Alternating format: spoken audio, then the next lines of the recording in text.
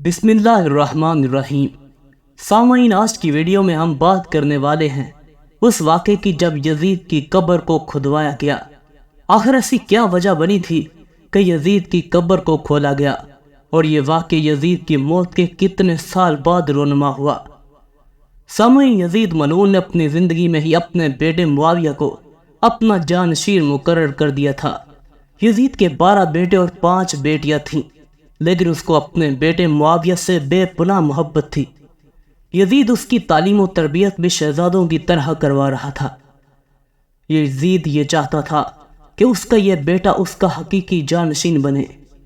یزید نے حکومت سنبھالتے ہی اپنے 2 بیٹوں خالد اور معاویہ کو اس وقت کے بہترین استاد عمر المقصوص کے مکتب میں 3 سال کے لیے بھیج دیا۔ شیخ عمر المقصوص بھی جانتے تھے کہ یزید کا جانشین معاویہ ہے، اسی لیے انہوں نے اس کی تربیت پر خوب محنت کی۔ 61 ہجری میں جب واقعہ کربلا پیش آیا تو شیخ المقصوص کو بہت تکلیف پہنچی، چونکہ آپ کا دل محبت اہل بیت سے تڑپتا تھا۔ اسی لیے آپ نے یزید کے ان دونوں بیٹوں کو شان اہل بیت سے خوب روشناس کروایا۔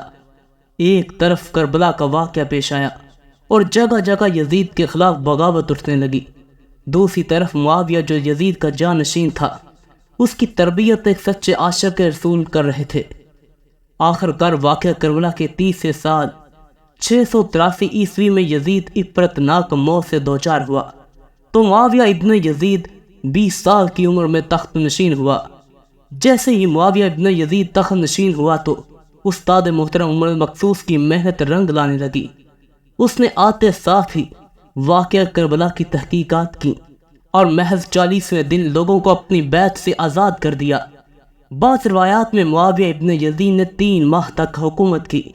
20 سال کی عمر جوانی کا ایک ایسا دور ہے کہ جب انسانی خواہشات عروج پر ہوتی ہیں۔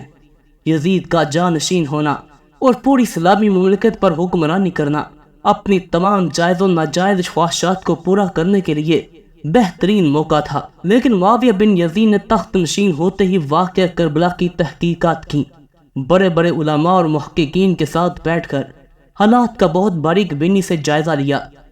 جب اس نے دیکھا کہ میرے باپ نے اسلام اور مسلمانوں کو کس قدر عظیم نقصان پہنچایا ہے تو اس نے محسوس کیا کہ وہ ایک دوراہے پر کھڑا ہے کہ حکومت کی باغ دور تھامے رہے اور ظلم و ستم اور عیش و عشرت کا بازار گرم رکھے، یہاں تک کہ تاج و تخت کو چھوڑ دے اور اپنے آپ کو ان ہولناک گناہوں اور ان کے دردناک عذاب سے دور رکھے۔ بالآخر اس نے فیصلہ کر ہی لیا کہ اس کا فیصلہ ان سچی تعلیمات اور اس ایمان کے توفیل ہی ممکن ہوا جو اس کے رگ و روپ میں شامل ہو چکا تھا۔ اس نے حکومت کے عہدے داروں اور عوام کو مسجد میں جمع کیا اور پھر خود منبر پر جا بیٹھا۔ اس نے اپنی تقریر میں سب سے پہلے اللہ کی حمد و ثنا اور اس کے بعد رسول اللہ صلی اللہ علیہ وآلہ وسلم پر درود بھیجا، اور پھر وہ یوں کہنے لگا کہ میرے باپ یزید کو جب حکومت ملی تو وہ اپنے اعمال اور بد کرداری کی وجہ سے ہرگز اس کا اہل نہیں تھا، لیکن وہ بھی اس پر قابض رہا اور اس کا نفس اس سے بدترین کاموں کی ترغیب دیتا رہا۔ وہ اپنے برے کاموں پر بھی فخر کرتا تھا اور اس نے خدا کی بتائی ہوئی حدود سے تجاوز کیا، اللہ کے قانون کی خلاف ورزیاں کی۔ رسول اللہ صلی اللہ علیہ وآلہ وسلم کی اولاد پر اس نے بدترین مظالم ڈھائے، لیکن اس کی حکومت کی مدت بہت ہی تھوڑی تھی اور بہت جلد اس کی شرمناک داغدار زندگی کا خاتمہ ہو گیا، اور آج وہ اپنے اعمال کے حساب و کتاب میں الجھا ہوا ہوگا۔ جب معاویہ بن یزید کی بات یہاں تک پہنچی تو اس کی سانسیں پھولنے لگیں، گلا رک گیا اور کافی دیر تک وہ بلند آواز میں روتا رہا۔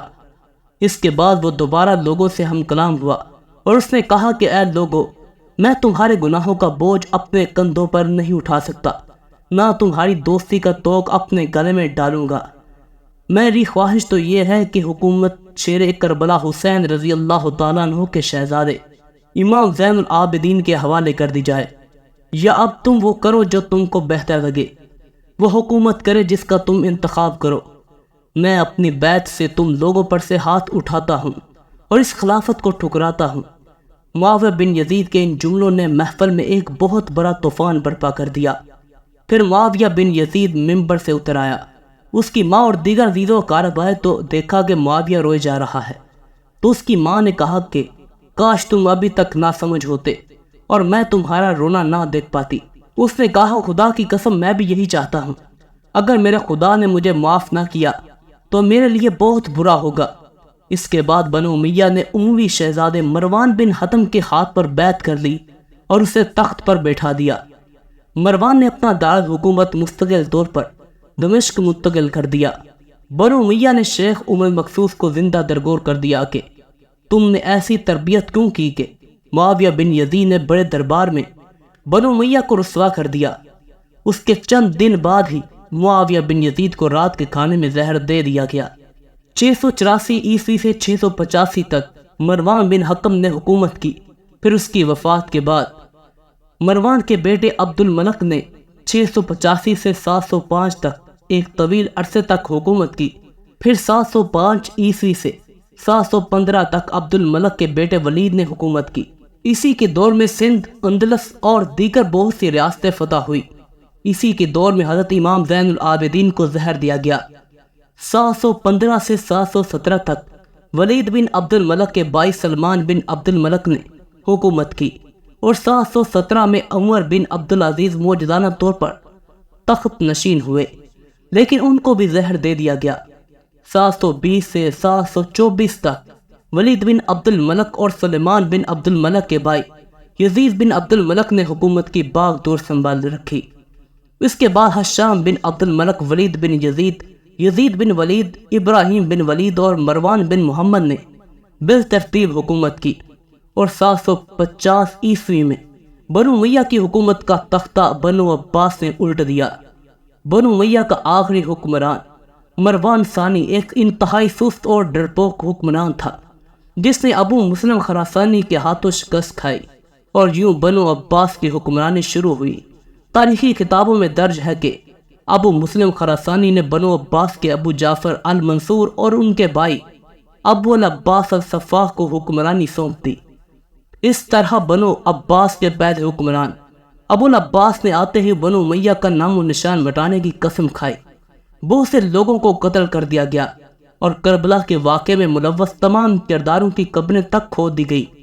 اسی طرح بنو عباس کے حکمران ابو العباس الصفاح نے یزید کی قبر کو بھی کھدوایا اور یہ کام اس نے اپنی نگرانی میں کروایا۔ وہ چاہتا تھا کہ یزید کو قبر سے نکالے اور اس کی لاش کو سولی پر لٹکائے۔ چنانچہ یزید کی موت کے 65 سال بعد اس کی قبر کو اس وقت کے حکمران ابو جعفر اور ابو العباس کی نگرانی میں کھدوایا گیا، لیکن جب قبر کو کھولا گیا تو سب یہ دیکھ کر حیرت زدہ ہو گئے کہ اس میں لکڑیوں کے راکھ، بدصورت جانور اور اسلحے کے سوا کچھ نہ تھا۔ اللہ اکبر۔ اللہ پاک سے دعا ہے کہ وہ ہمیں گناہوں سے بچنے اور نیک اعمال کرنے کی توفیق عطا فرمائے۔ کمنٹ سیکشن میں آمین ضرور لکھیں۔